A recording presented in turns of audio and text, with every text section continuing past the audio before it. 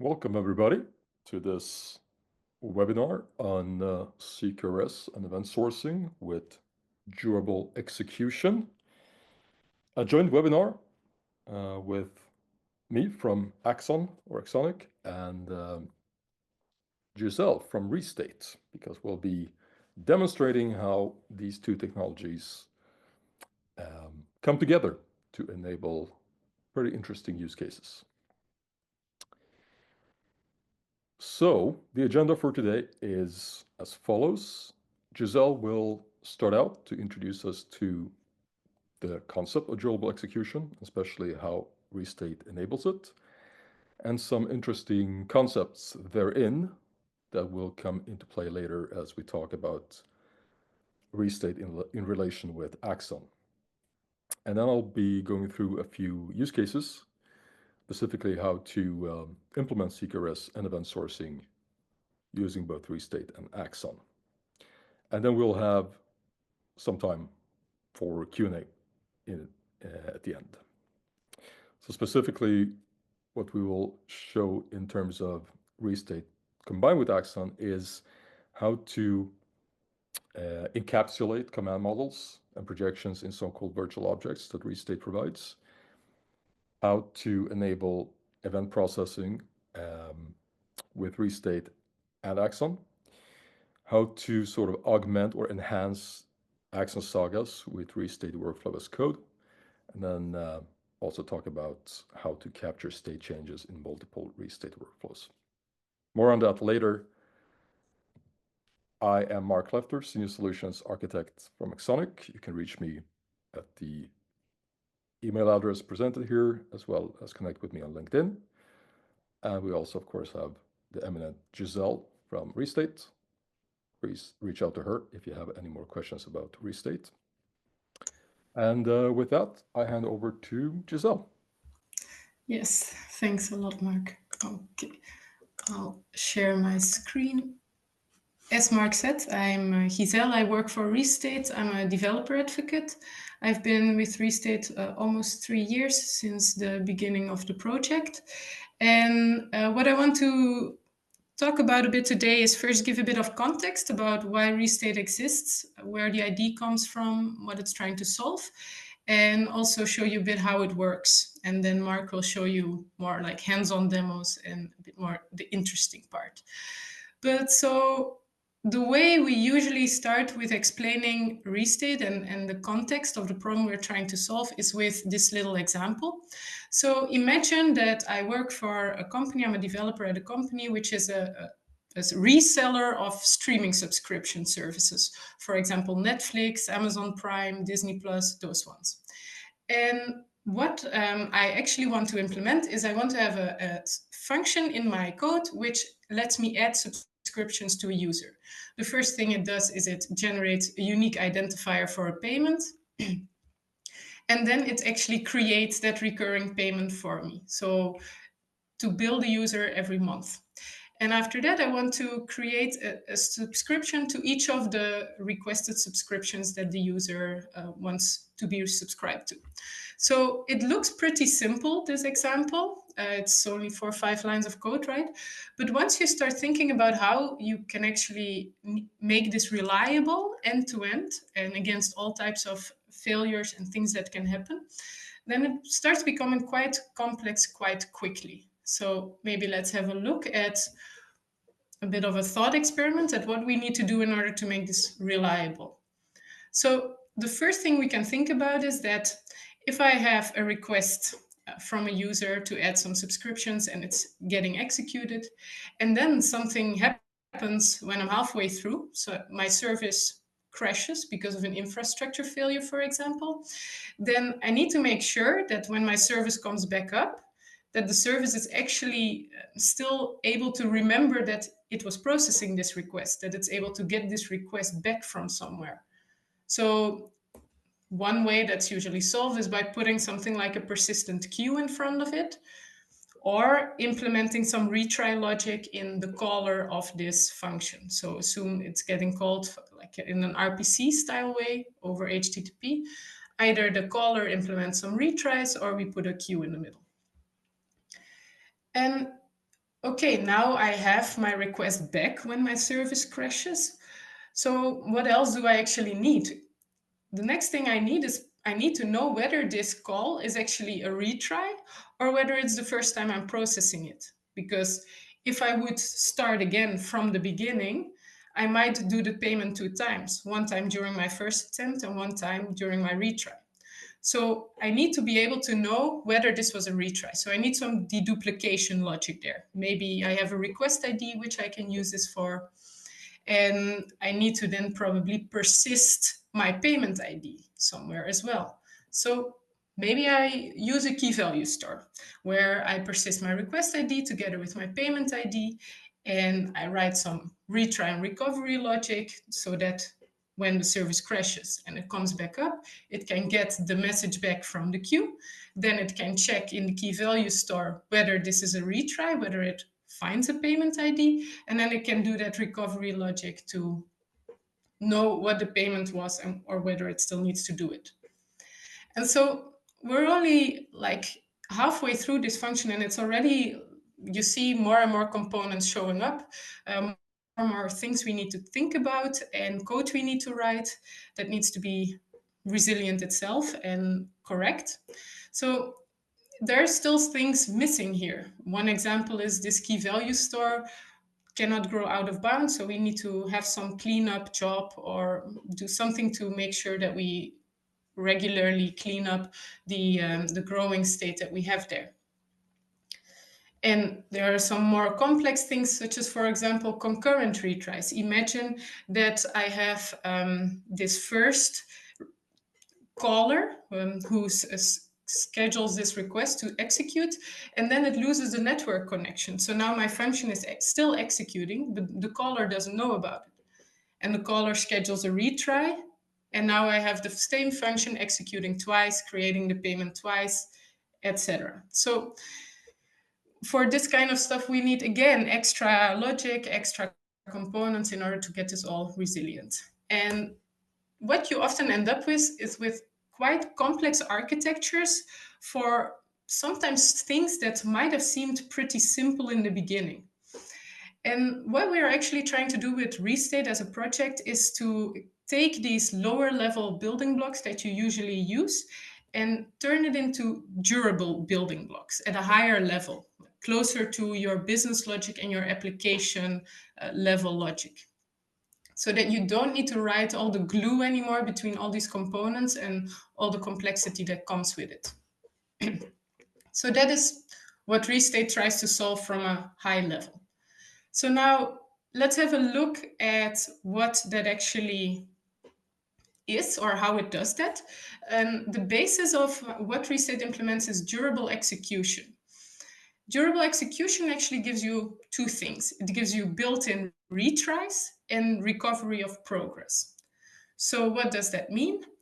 If I have code that is executing in my infrastructure, for example, this add subscriptions method is executing a request and it crashes here halfway through, then durable execution will make sure that when this service comes back up, it's able to recover the execution to the exact point in time where it failed. So it will retry failed executions and it will recover them to the point where the crash happened.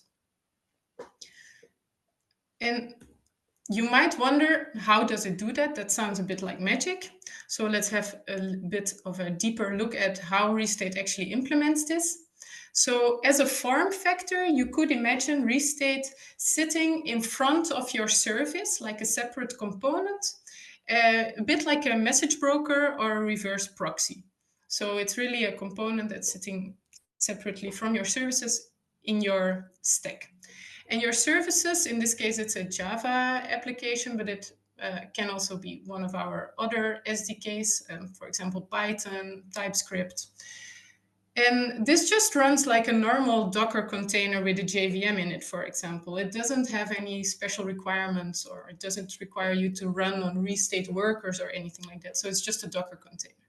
And then what happens when we have a request coming in? For example, user 897 wants to add Netflix and Disney subscriptions. Then these requests get proxied via Restate. So the request goes to Restate. Restate then writes down that this request took place. And once it has written this down, so written this down means it adds it to a log.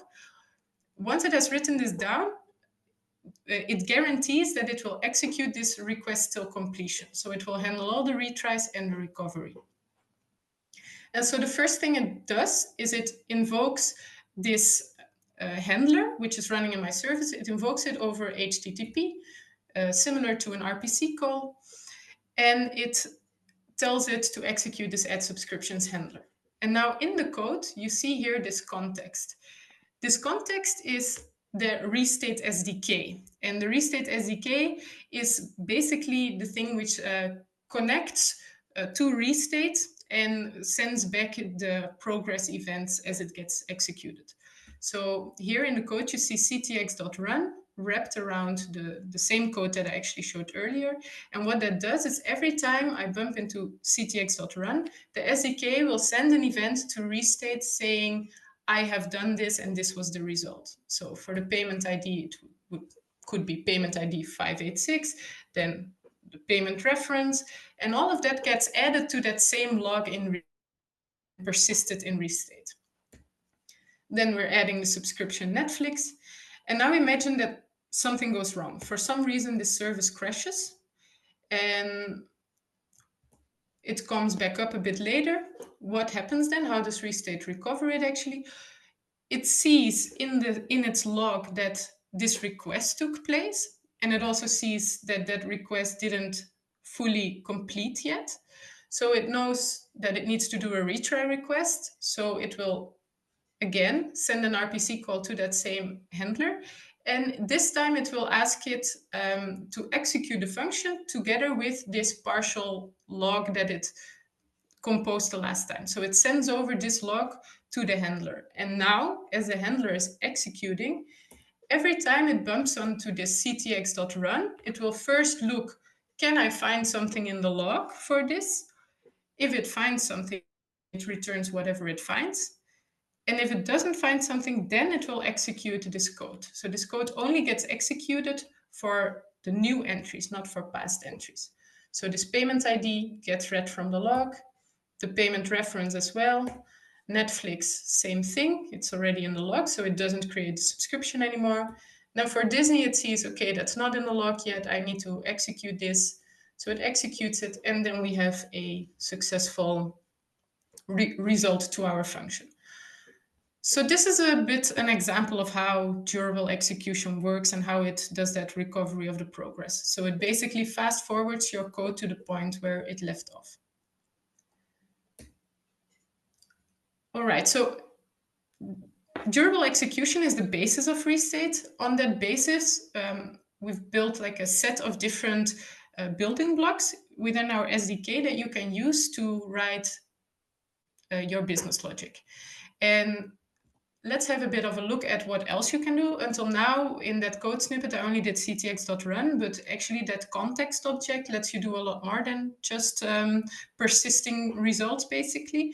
You can also, for example, do RPC calls. So one service can call another Restate service to execute a handler instead of having it as a HTTP request from the outside.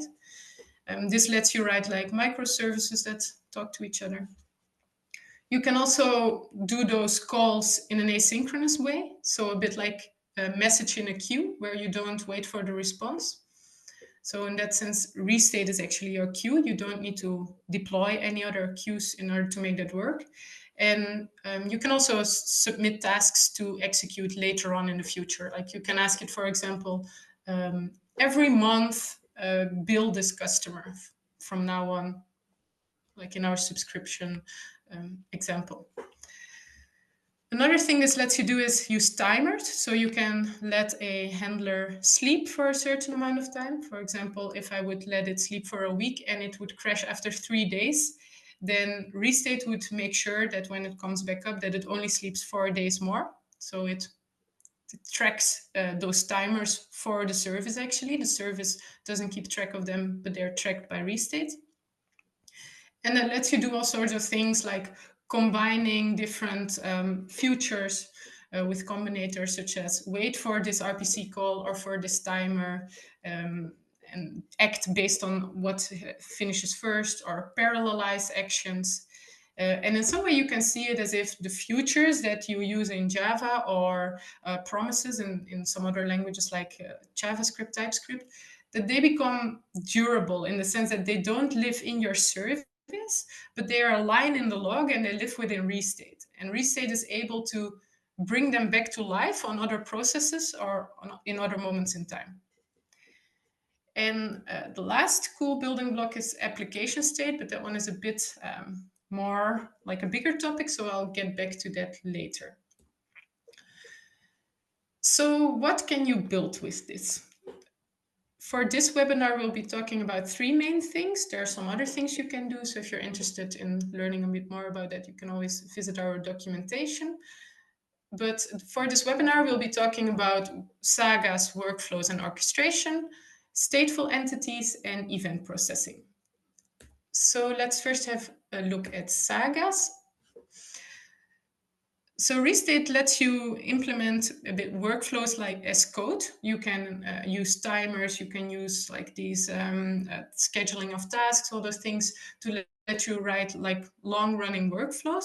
But you can also use it for microservices orchestration in different ways.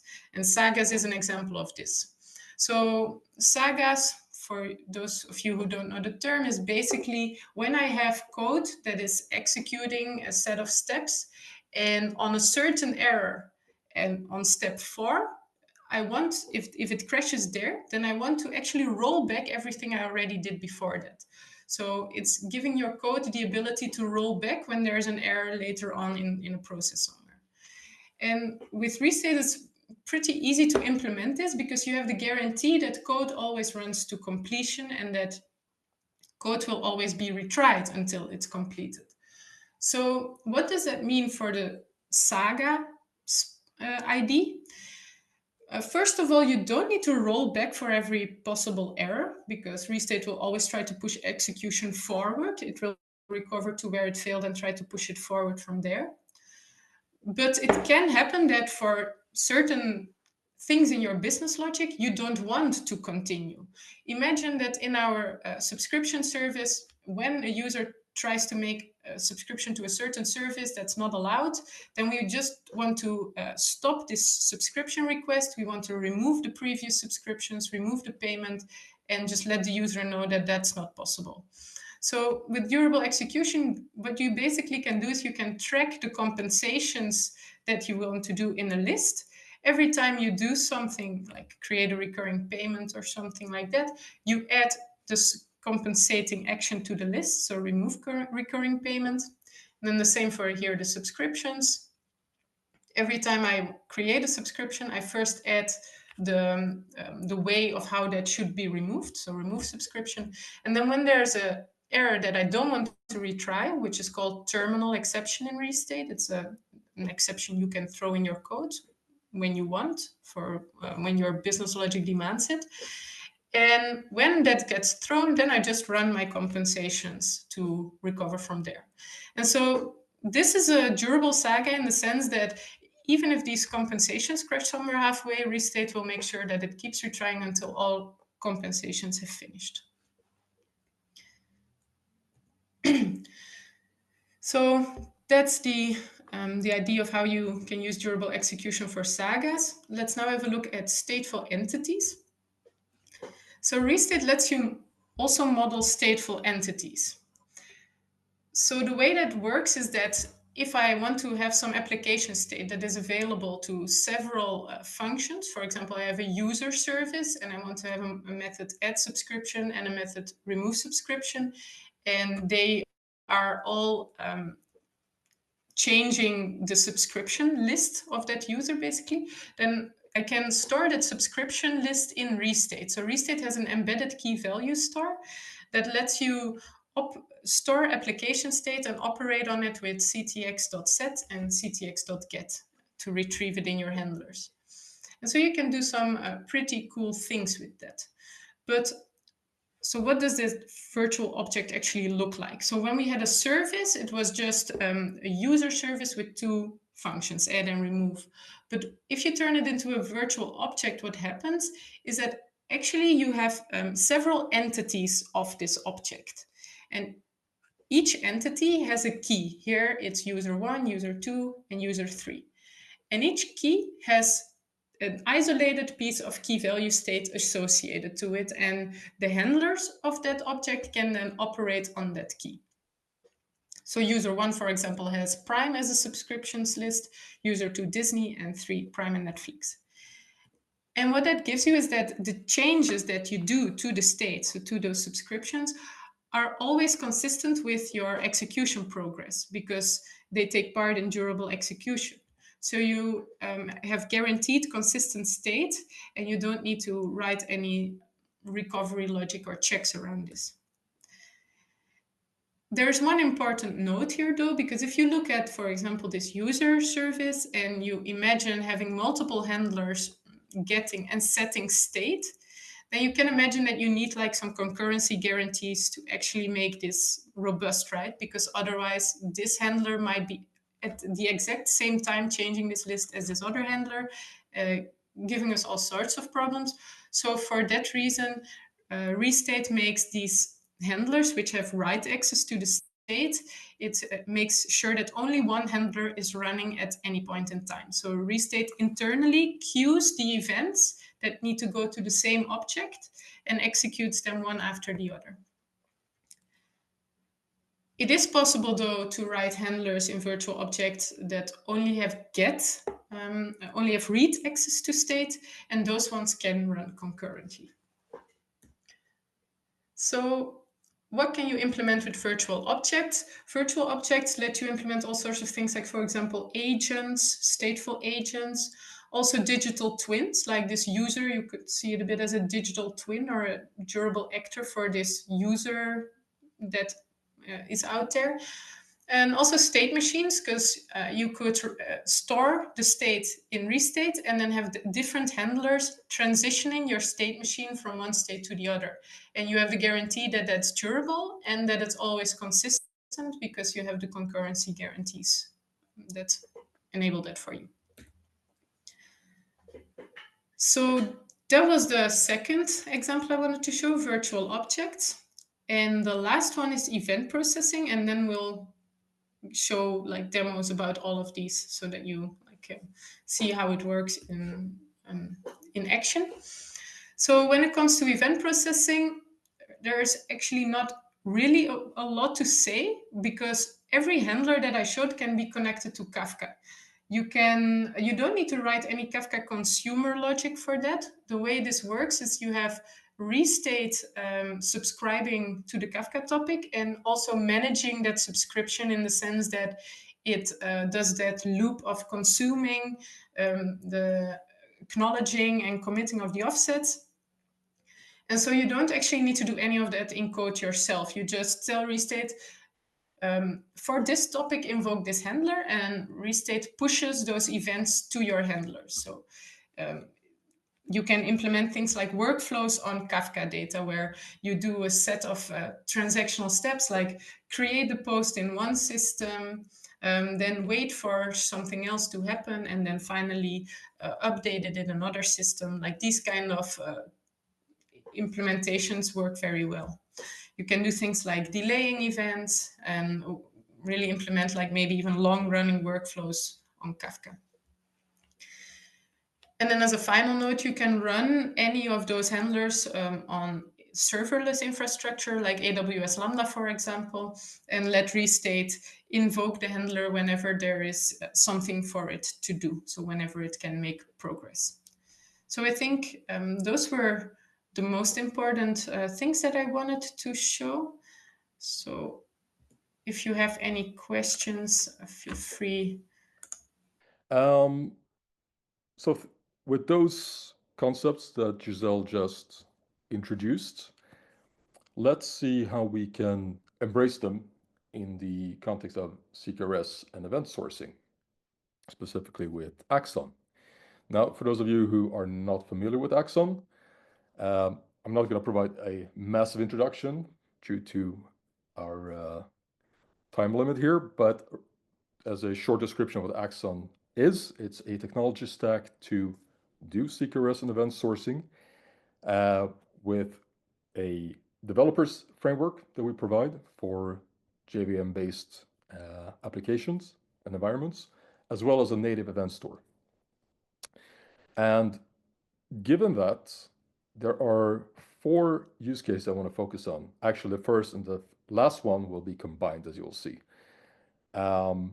Namely, how to use virtual objects to encapsulate everything you need to do CQRS and event sourcing. Then how to use Restate event processing for translating events into something that we in Axon call commands, something that changes state in your application. And finally, within Axon, we have something called sagas as well. And we'll quickly see how the Restate equivalent is maybe more straightforward in terms of how you implement your sagas. So let's start with the first one. Encapsulate event source command models and projections in virtual objects. So I'm going to move over directly to a example that I have. And this is going to be a example that relates to bike rental, let's say. So what we have here is a virtual object created in Restate as follows. Give the virtual object a name, and then we have what Giselle termed handlers. So we have handlers that change the state of a bike. For example, we might request a bike or reserve it for use. And we might have a handler that allows us to return a bike. So once we're done with the bike, we can return it. And then maybe we'll be interested in knowing what the status of a bike is as well. Now for kicks, I'm doing this in TypeScript, but of course the Java equivalent maps directly to what the concepts I'm introducing here. So first off, if I want to have an event-sourced virtual object, what does that mean? Well, I start by defining a few events, like so. And here I'm going to just have very simply 2 events. One that represents the state change in your application that the bike has been requested, and one that the bike has been returned. And I'll come back to the other pieces soon.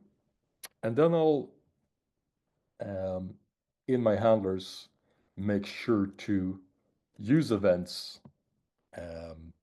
to update the state of a certain bike. So let's take an example of request bike. So let's say this bike object that is identified with a specific key is invoked, or rather this handler is invoked. What we do first is look up the current state of the bike. Those of you who work with Axon previously might see this as sending a command to an aggregate. And in Axon, an aggregate simply represents, well, the DDD concept of an aggregate, but an event stream, so that we can append events to represent a state change. So in this case, we want to change the state of a bike. The current state is retrieved from the Restate context. If this is the first time we're calling, this particular handler will have some initial state. And in this case, the state is simply a flag that tells us whether this bike is available or not. So let's assume this is the first time we're calling the bike, the request bike handler. We retrieve the state, which will be, of course, that the bike is available for rental. Here we have some processing, some domain logic. If the bike is not available, which would happen if someone would request it again after we have requested it initially, well, we can return something to the caller and say that this has already been requested, as we'll see in the demos shortly. Now, here comes the interesting part. If you want to store this state change, the fact that the bike is about to be requested, we instantiate a particular event. We apply this event to get the next state of the bike. And if we look at this apply function, that is very simple, we'll see that if the event is bike requested, the new state of the bike will be false, meaning that it won't be available because it has just been requested. So we have this event. we have updated the state of the bike, and then we update the state using the context. Also, we're retrieving the events, the history of this bike thus far. Then we add the event that was just yielded or generated, and then we update the event log as well. So we're storing the state change, in this case bike requested, in the key value store as well for this bike. And then, of course, the bike has been requested. Now, at some point, the user will return the bike. Again, if we're trying to return a bike that sort of would be impossible to return, since if it's available, well, what are we returning? We have some business logic that checks for that as well. The next event will be bike returned. Again, update the current state of the bike. It will now be available again once we have returned it. Update the bike state, and also make sure that we append this event to our stream, which is simply represented by an array in this case. And make sure to return to the caller that we have successfully returned the bike. And if at any point we want to get what the current state of the bike is, what the status is, we can just return it. So let's see how this works in action. Again, this virtual object in Axon terms, this would be an aggregate. The handlers, the first two, request and return bike, would be command handlers. The get bike status would be something on the read side, a projection where we can get some information about the bike. Here it's combined into one object. And let's see what happens when we look at what's going on. So Restate has a very pleasant UI. Looks like this. And here we see that I have registered the fact that there is such a thing as a bike virtual object, and we have the three handlers that we just saw. Now let's see if our commands and queries work the way we want to, and see what the results are. So in this case, again, we're targeting a specific bike. In Axon terms, this bike would have an aggregate ID. Here it has a certain key. The key could be the serial number of the bike, for example, in this case. So let's start by requesting the bike. Oop, I'm going to choose a new bike. This was an early one. So here you see that bike with this particular key or identifier has now been requested. If we go back now to look at the states, you will see that the bike I just requested, here is the key value store contents. The events log contains bike requested, and the state is currently false. The bike is not available currently because I just requested it. This is the last bike in this list that we're looking at. If I then move over to look at the status of the bike, of course, it's not available, so that's looks good. And finally, I can return the bike, and it says that the bike has been returned, and request bike will say, sorry, let's return that again, get bike status, and it's currently available. So it made a few requests here, and if you go back to state, you'll see that I have an event log that is filled with bike request to return, request to return. So I'm event sourcing this virtual object on an application level, you might say, and I can retrieve certain interesting information from the bike via the state. Now, this get bike status, normally, again, in CQRS terms, this is something you would invoke on the read side. So you would normally not use the aggregate state for this, of course, You would replay the events that we have, and you would build up a custom projection that serves the query needs. In this case, we don't have much to query, just the available state. But since we now have all these events stored within the virtual objects, if at any time you want to add a query, you can do so simply. You can get not the state, but the events, and then you can replay them in order and create whatever projection you would like. And you would simply invoke this handler or another handler's similar handler to get whatever insights you need from this spike. This is very interesting because one thing to note here is that there is no eventual consistency in this example. Once I update my set of events here, this sort of becomes, if I then invoke get bike status, if I replay my events, this is sort of like a live replay. I'm replaying all events and I get the exact state, and it's immediately updated. So normally you'll have a little bit of a delay between processing command, appending an event, and then consuming it on the read side. Here, however, it's immediate. Now, you don't have to actually store the events within the virtual objects.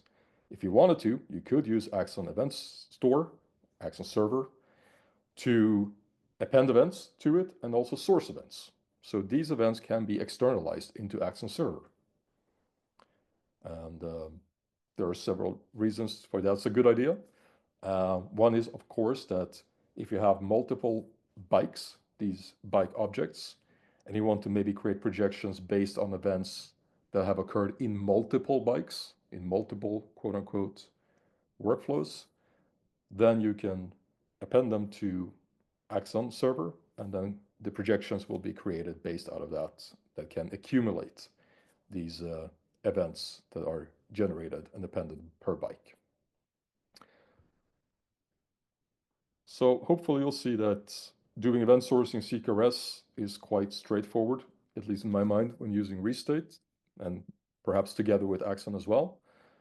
The guarantees that Giselle mentioned are also important. The fact that invocations to this bike object are the semantics are very important because we're guaranteeing that one sort of handler is executed before the next one. So the concurrency issue is handled for us much in the same way that Axon provides these guarantees as well.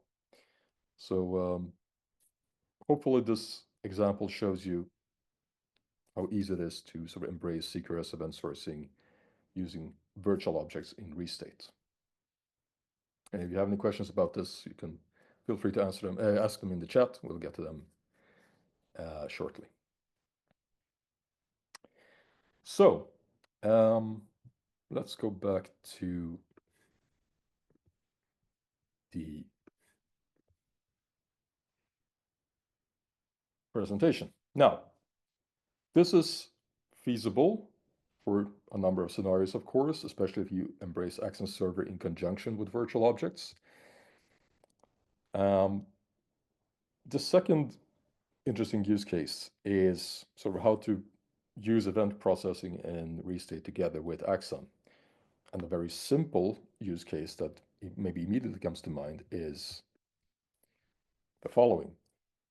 Often we see customers that have what we sometimes refer to as bounded contexts, where you need to communicate things that have happened in one bounded context to another. And one way you can do this is, of course, through events. So one bounded context may be something called order management, emits an event called order submitted that other contexts can listen to, maybe payments. But the translation of this external event into something internal within, again, say payments, can be, on an implementation level, somewhat tricky to get right. Basically taking into account the factors that Giselle mentioned, which Restate nicely abstracts away. So, very simply, if you wanted to listen for an external event published by an external bounded context somewhere in your system, and you wanted to translate that into an internal state change using Axon, basically, pretty much what you have to do is this, what you see on the slide. You're setting up a handler connected to a topic in Kafka. You receive the event in question. You receive, in this case, a bike ID. And then you use the Axon command gateway, as it's called, to send the command. Maybe in this case, the bounded context that was emitting bike updated was inventory. They noticed there's this problem with this bike, so we want to lock it for further use. So we consume this bike updated event from inventory, and we try to now lock it within our bounded context using the Axon command gateway. Now again, if for any reason this sending of the command would fail, and it can, we can make sure that Restate retries this for us. Also, this means that our command handlers should be able to handle seeing the same command again multiple times. Now there can be errors that are more on the network level, say, where we actually want this to be retried. But there could be application level errors, and Giselle showed how you handle that with these terminal errors. So we can tweak this a little bit, not to retry if, for example, lock by command would fail business validation within its command handler. But this is, as a starting point, pretty much what you have to set up to get consuming external event translated into Axon commands going.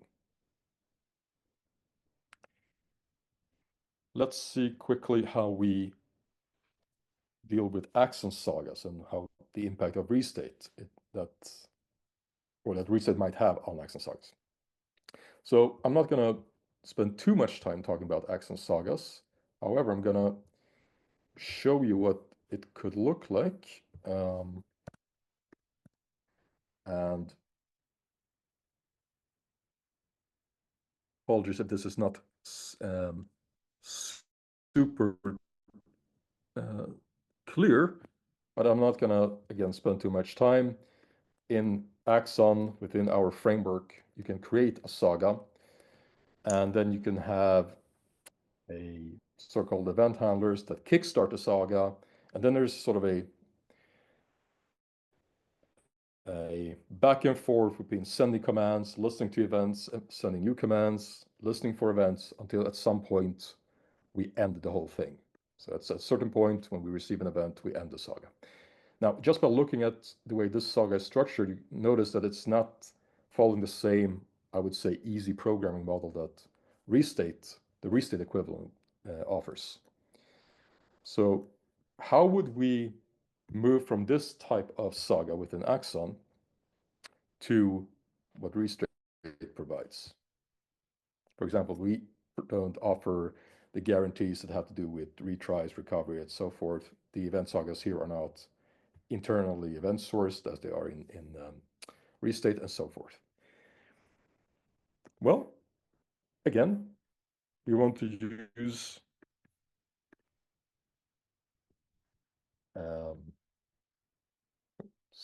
slide. We want to use durable execution. We want to use the workflow as code feature that is so interesting within Restate. So what we can do is we can take the logic, for example, to handle payments as the one you just saw contained, and create a workflow.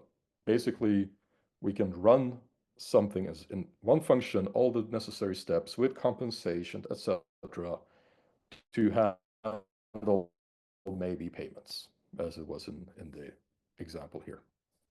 And somehow, and it happens through an event. So for example, in Axon, we can consume a bike requested event that was kickstarted Axon Saga. But instead of continuing on implementing the Axon Saga, we just simply hand it off to Restate. So we would say, connect me to Restate and just submit or instantiate an instance of my workflow and take over. In the simplest case, that would be all you would need to do. And then this workflow would take over. It could be sending commands as well, Axon commands and many other things. But sort of the glue between an event occurring within an Axon application to kickstart a Restate workflow is as easy as the thing you saw here, or you can see here. And that would pretty much be where I would start. And again, workflows are quite flexible, so I encourage you to read more about what you can do within them on the Restate website. So now we come to the Q&A. We saw what Restate is and how we can apply it to Axon and use it with Axon Server, the native event store, and how Axon with event processing and Axon Sagas would look like. So we have at least 10 minutes for questions if you have them. If you want to delve into more about Restate or CQRS event sourcing with Restate and Axon, go ahead and ask me and or Giselle.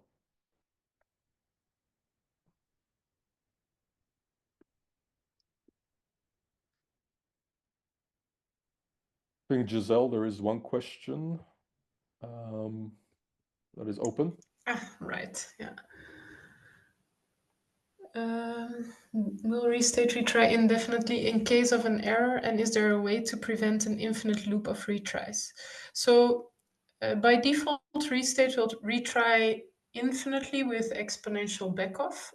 You can adapt the exponential backoff settings, but we don't recommend setting like a max retry attempts to something like 5 or 10, because it breaks a bit the premise of Restate. Like the guarantee that we will run it to completion is then broken basically. So the idea is more that with the exponential backoff mechanism, we will keep retrying until it's possible to make progress. Maybe there is an API down, a third-party API which our service is calling, and we keep retrying until that API is up. So there are some retry policies that you can set for run blocks. So for example, where it's called the payment provider for recurrent payment, there you can set some retry policy to say, for example, try this 3 times, and if it doesn't work, then take another path in my workflow definition and execute something else there. So Giselle, just as a concrete example, let's take the external events into Axon commands example that I hope is still showing. If the error here is a transient error, maybe the destination for this command is not currently available because the command handler running somewhere else is down, but is restarting. We can, Restate will of course retry this for us. But if it hits the command handler and there's just a business error, I can simply throw a suitable terminal error, I think you call it, to make sure that I don't retry this because there's no need, right? Yes, exactly. Then in those cases, you throw a terminal error, and the effect of that is that that just gets propagated back to the caller. So if that can also be in a chain, right? The service can call another service, and then hit a terminal error. In that case, we propagate the terminal error all the way back through the services, and each of those services has a chance to catch it and run compensations or do something based on it. Yes. I see somebody raised their hand. Rajiv Shertuvedi. Don't know if you can unmute yourself and ask a question or post it in the chat. Hi, am I audible? Yes, we can hear you. Hi. My query to Giselle. Giselle, in the retry mechanism, you said Restate make a call to RPC call. Am I correct to remember? What I meant with that is basically what Restate does is the SDK lets you invoke other services in an RPC style way. RPC in the sense that you can invoke a certain function on another service. And you do that with like the clients, like maybe you can show the workflow client again, Marc? That's an example of this. So here, my workflow client.from client, the submit there, that's basically a function on that workflow.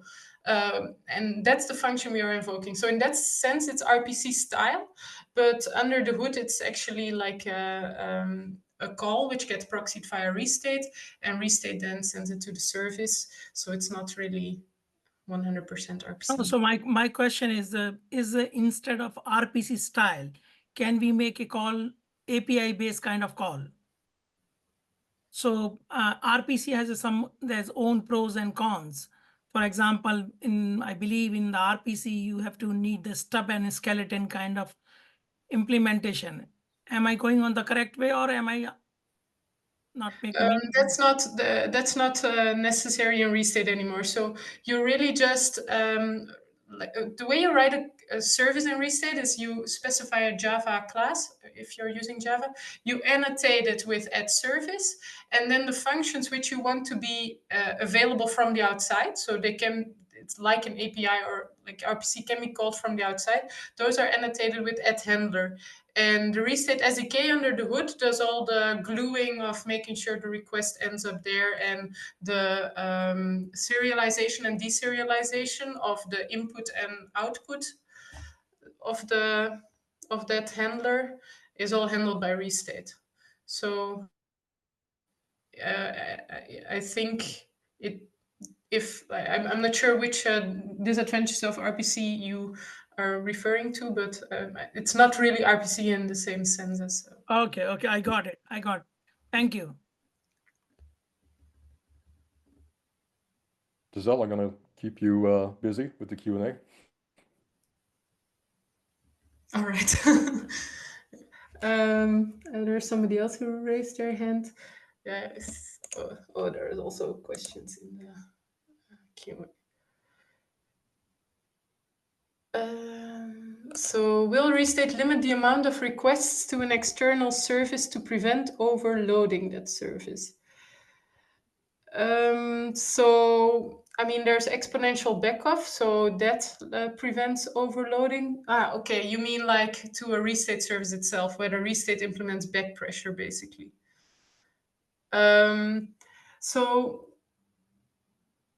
right now, I think, but I need to check what we already have there exactly. Restate will try to execute requests as fast as possible, and if it hits on limits there, this will just slow down the speed at which requests can be processed by the service. So what will happen is they will just pile up in the queue, basically, and Restate will execute them as fast as the service will allow.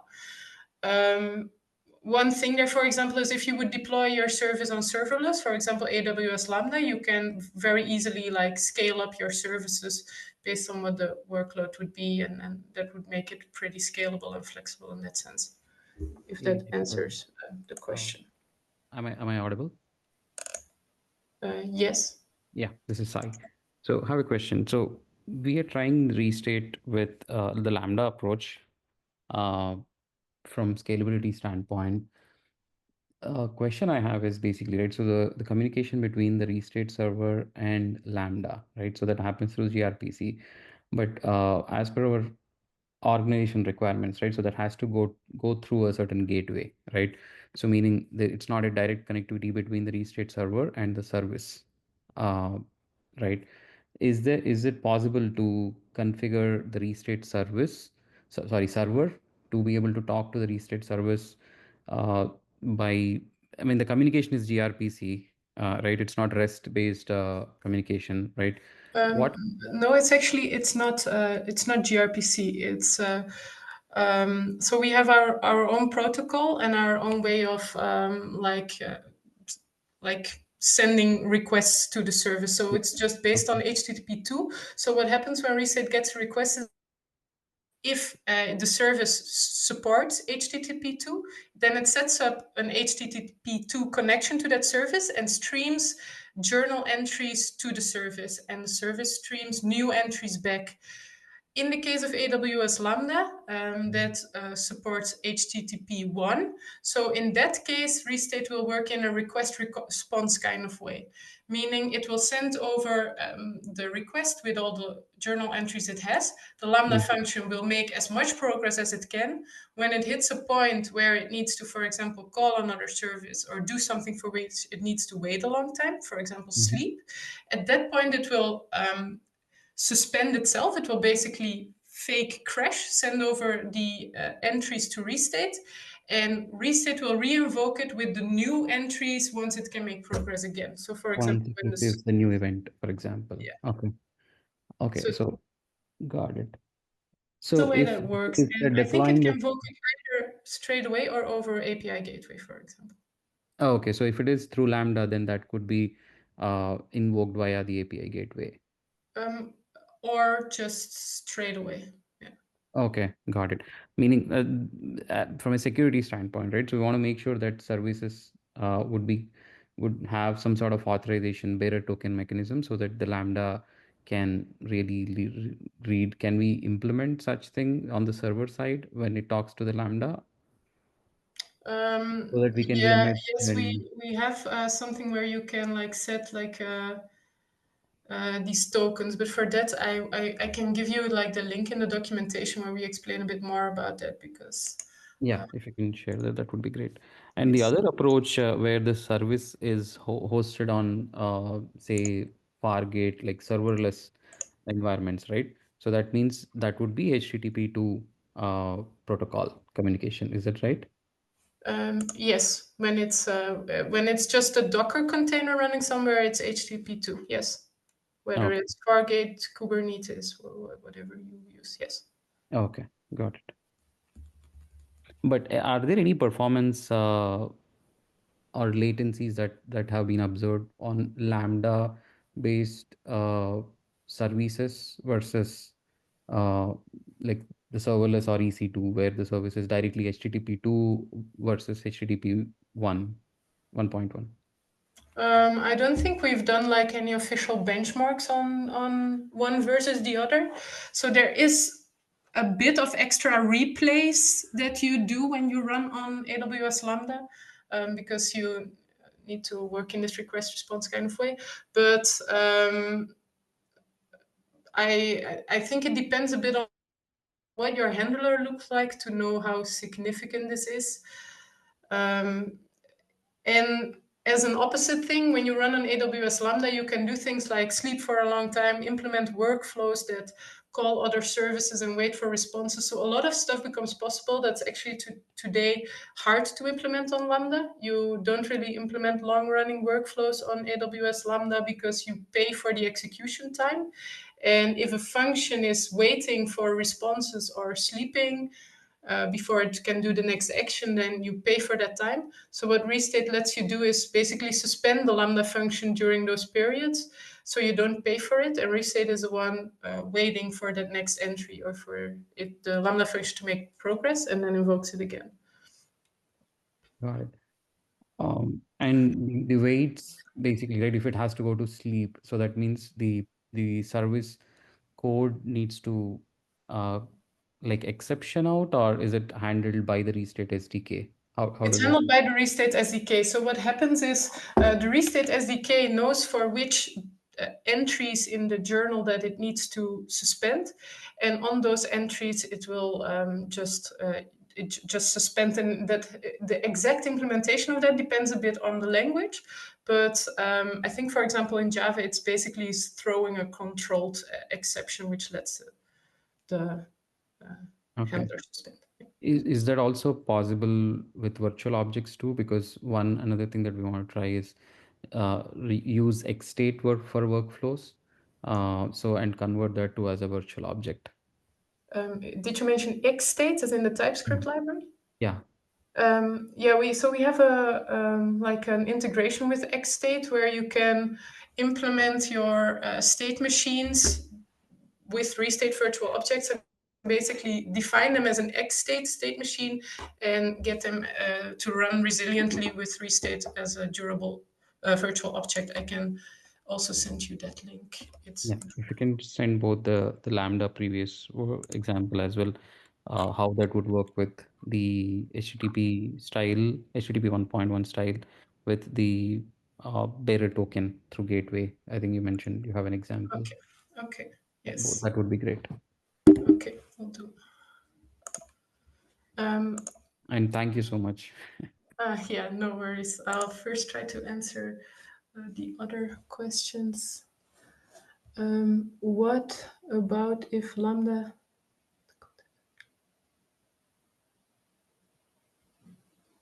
What about if the Lambda sent to the context is a really long-running task? Okay.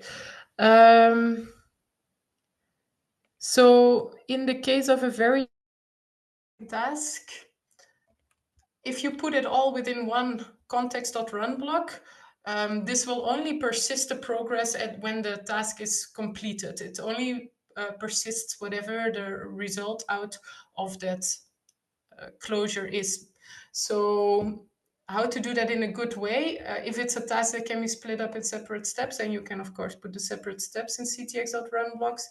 Otherwise, it just runs like any other code. It saves the result when it's there. You can use Restate though to do things like parallelize tasks. For example, if the task can be split up in smaller parts, then you can kick off 10 or 20 ctx.runs and then fan them back in by using like a combinator to wait either for all of them or for any of them. And you could even do things like then cancel the tasks that are not relevant anymore once one of them is finished. This kind of things are possible. Does Restate offer any built-in mechanism to track or log retries, such that if an operation is retried excessively, more than 10 times, the development team is notified reliably through alerts or logs? Additionally, is there a way to automatically pause or halt further retries until the underlying issue is resolved instead of continuing to retry blindly?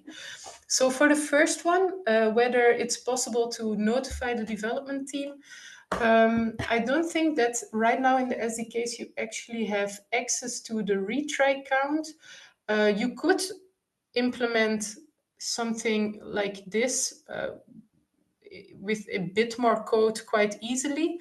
So if that's something that you want to do in your business logic, yeah, that's possible, but it's not that you have like the number available to you by default. I do know that some users have asked for this in the past.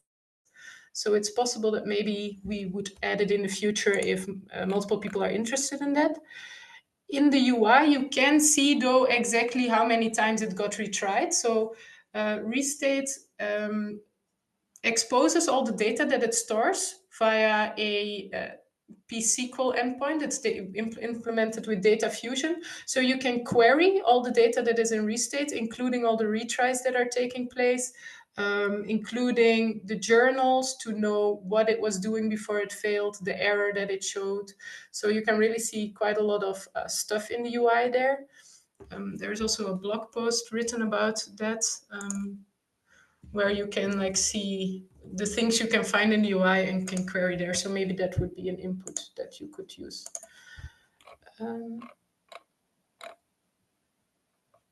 Is there any other question? There was something else in it. Is it possible to pause retries until the underlying issue is solved? No, we don't have that either right now. You can cancel an invocation and let it roll back, and you could then do the invocation again once it's possible again, but right now we don't yet have the ability to pause an invocation. I think we've mentioned this like sometimes in the team though, that this would be really cool, but right now it's not there yet. What is the name of the protocol Restate uses to communicate with services? I was thinking it's gRPC since it is communicating over HTTP too. Yeah, so we started with gRPC in the early days of Restate, but we stepped away from it because it was too restrictive in some of the things like how you define the path. So we ended up writing our own layer there. And the protocol is also our own protocol, which is basically the description of all the types of entries you can have in the journal. For example, set state journal entry and ctx.run block result. So all of that are different types of entries which are described by our protocol, which is how SDKs communicate to the server. But so that's really just our implementation on top of HTTP2. All right, I think that were all the questions.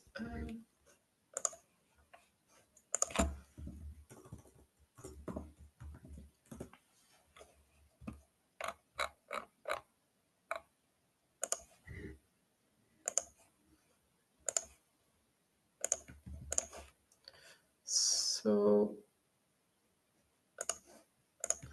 yeah, so if there are no more questions, by the way, thank you, Giselle, for your patience with all the questions. That were very good. Thank you very much, everybody. So if there are no more, of course, you can learn more about Restate on Restate's website, about Axon on our website, or reach out to me and or Giselle if you have any questions relating to our offerings respectively. The code example and examples that I shared previously, I will make sure to make them available shortly to you as well if you want to peruse the integration between Axon and Restate in more detail.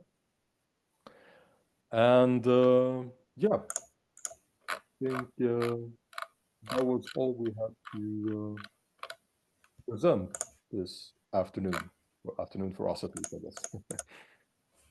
Any last words, Giselle? Yeah, thanks for joining, and also thanks for inviting me, Marc, to do this together. That's very nice. And yeah, if anyone has any questions that come up later, you can always add me on LinkedIn or ask them here via my email address. I'd be super happy to answer any of them. We also have Discord and Slack, so if that's a more preferred way, then you can also always join there. Yeah, that's it, I guess. All right. So yeah, thank you, everybody.